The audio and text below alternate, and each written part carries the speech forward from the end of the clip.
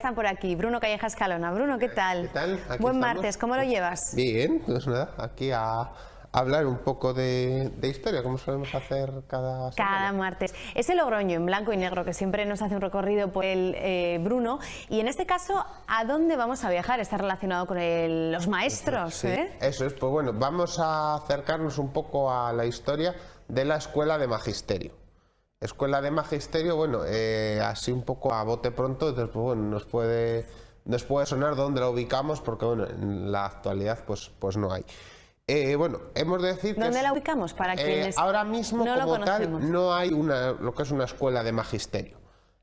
Ha pasado por dos sedes. Una de ellas es el actual edificio del Sagasta y otro de ellos es el actual edificio Juan Luis Vives de la universidad. ¿Por qué o cómo surge esto? Bueno, las escuelas de magisterio surgen, pues bueno, como tantas otras cosas, a mediados del siglo XIX, cuando poco a poco lo que es la educación, la enseñanza, pues va siendo de interés sobre todo por las políticas del momento. Bueno, tal es el momento que se dicta una ley a nivel nacional de creación de este tipo de escuelas. Logroño, que es nuestro caso, no la era efectiva hasta el año 1857. Pero, ¿qué es lo que puede necesitar o dónde la funda? Pues bueno, la colocan en lo que es el Instituto de Educación de Segunda Enseñanza, que es el único que había, que es la institución de la cual hoy es heredera el Instituto Sagasta. 1857. En el convento del Carmen, que el edificio actual no estaba hecho, ¿no? Pues lo que se hace, pues se colocan unas dependencias para que bueno, estas personas que están estudiando para ser maestros, pues bueno, tengan las aulas y tengan donde poder hacer unas prácticas también, porque eso es importante, porque no solo es la formación teórica, sino que luego pues también queda pues la práctica y sobre todo las estancias en el aula. Cuando se proyecta o cuando a final del siglo XIX ya se ve que el convento del Carmen ya es un espacio, vamos a decir, que se ha quedado pequeño, que ya no cumple las necesidades, se encarga Luis Barrón que construya el edificio que vemos hoy en día, el Instituto Sagasta. En esos planos de Luis Barrón, el arquitecto ya contempla que tiene que haber un espacio dedicado a la escuela de magisterio, entre otras muchas cosas, porque claro, este edificio, cuando dice, bueno, encarga lo que es el instituto, pues no solo encarga un instituto, hay un museo, hay una escuela lo que luego será la escuela de comercio, está la escuela de magisterio, o sea, es un edificio bastante polivalente. Y bueno, una escuela que, bueno, con la inauguración del edificio se sentó ahí, pero no por mucho tiempo, porque el 28 de septiembre de 1901 desapareció. Dejó de existir, pero no es su final, porque fue refundada en 1910 como Escuela Normal Superior de Maestros. ¿Quién iba a esa escuela? Ese Logroño, digamos, de ese siglo XIX, sí. ¿Quiénes se formaban en esta escuela de maestros? Pues bueno, la mayoría de las personas que se formaban aquí eran los que luego serían los maestros del instituto. Ajá. O maestros también de colegios. O sea, un poco todas aquellas personas que estaban dedicadas al mundo educativo.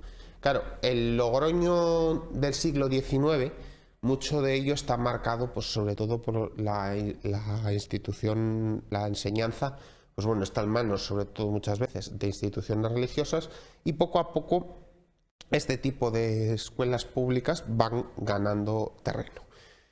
Bueno, el nuevo, claro, o sea, lo que es la nueva escuela, pues bueno, ya nos hace un poco la necesidad que hay, o sea, es decir, no eran jornadas pequeñas, sino que bueno, que iba bastante gente ¿Tenían bastantes alumnos? Sí, tenían alumnos, claro, entonces, claro, poco a poco dices, bueno, el espacio que tienen en el instituto, claro, no es, o sea, es un trozo en una de las salas del instituto, del actual edificio, entonces, claro, poco a poco, igual que luego ahora la escuela de comercio poco a poco se va viendo que hace falta un edificio propio. ¿Y de ahí a dónde pasaron?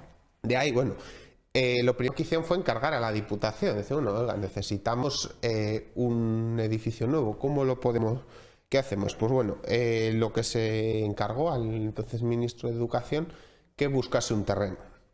Se buscó en lo que había y se le adjudicaron unos terrenos que eran propiedad entonces del vivero central, en lo que hoy está construido el edificio Juan Luis Vives. Ese edificio Juan Luis Vives será el edificio que en su origen acogerá a la Escuela de Magisterio.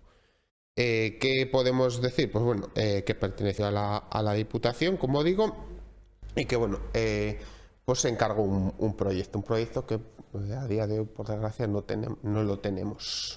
El proyecto original o como se pergeñó allá en el año 57. Ajá. ¿Qué podemos más destacar, ¿no? Como 3 cuestiones relevantes antes de despedirnos ya de esta Escuela de Magisterio. Pues podemos decir que bueno, en sus primeros momentos el edificio se plantea como un edificio simétrico, porque tiene un ala de chicos y un ala de chicas.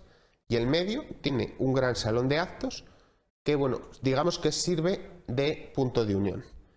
Esta escuela, dividida en chicos y en chicas, desaparecerá en el año 1978, cuando se, digamos, uniformará. Porque, aunque es una única escuela, sí que es cierto que hay un director de chicos y una directora de chicas, o sea, digamos que está duplicada la escuela. Y luego se unificó en el 78. Claro, en el 78 se unificó y bueno, pues contaba dentro de lo que es este edificio, pues bueno, ofrecía, por ejemplo, la escuela leche para los alumnos en el desayuno, era algo gratuito.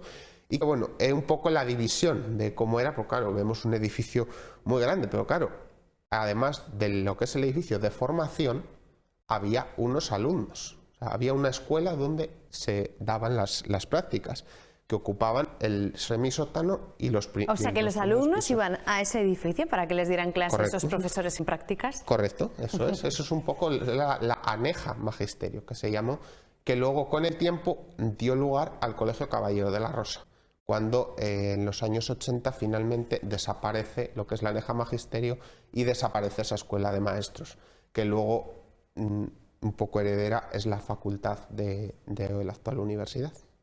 Bueno, más o menos eso. Hemos aprendido un poquito más hoy de esta Escuela de Magisterio. Me llama la atención por qué la has querido destacar, por qué has traído esta historia hoy aquí a 7 Magazine y también al periódico El Día de La Rioja. Bueno, ¿qué es lo que te convence? ¿Qué es lo que te gustó? Hombre, a ver, es un edificio que lo vemos ahí, tal cual lo vemos en la actualidad, y parece un edificio nuevo. No, o sea, parece un edificio que, bueno, pues sí, ha sido construido como edificio. Pero claro, en realidad, detrás de lo que hoy es la sede, digamos, de la universidad, ha habido una escuela, ha habido esa antigua formación de maestros y ese antiguo colegio. Entonces, que luego sí que es cierto que ha sido muy remodelado, pero por dentro aún se conserva bastante de aquella disposición, porque a ver, sí que es cierto que en los años 70 se acometieron ciertos arreglos. Obviamente, pero que está muy bien, ha envejecido muy bien, ¿eh? No, sí, eso es. A ver, si ahora está totalmente revestido de metal, no vemos ahí ese porche que tiene a la entrada.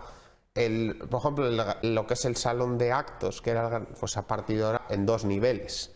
Entonces, claro, un poco, al fin y al cabo, los edificios tienen que adaptarse a sus usos y a la vida que tienen. Y a los tiempos. Bruno, gracias por estar una semana más aquí en 7 Magazine. Te espero el próximo martes. Sí, no aquí nos estaremos. falles. El jueves nos vamos a San Sebastián a presentar el libro a la Casa de La Rioja.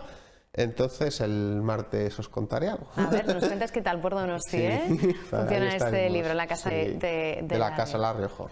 Aquí te esperamos, Aquí Bruno. nos vemos. Gracias. Venga. Nos vamos a publicidad, vamos a hacer una pequeña pausa y luego les voy a hablar de unas catas de vino, catas en femenino. Y hoy también tenemos Random Magazine, así que no se lo pueden perder. Quédense ahí, hasta luego.